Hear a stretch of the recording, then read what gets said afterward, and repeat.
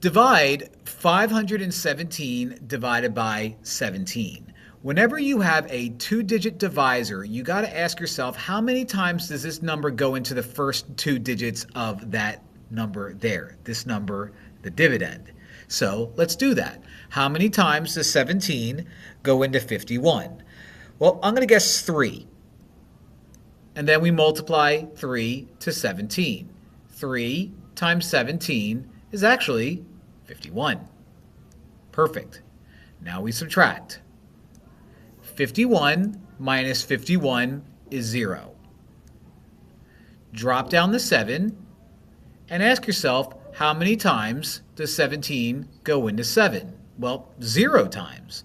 So we write a 0 up there and we multiply 0 to our number 17, and that happens to be, believe it or not, 0. We subtract. 7 minus 0 is a remainder of 7. And since our remainder is 7, we will literally write out remainder 7. So our answer is going to be 30 remainder 7.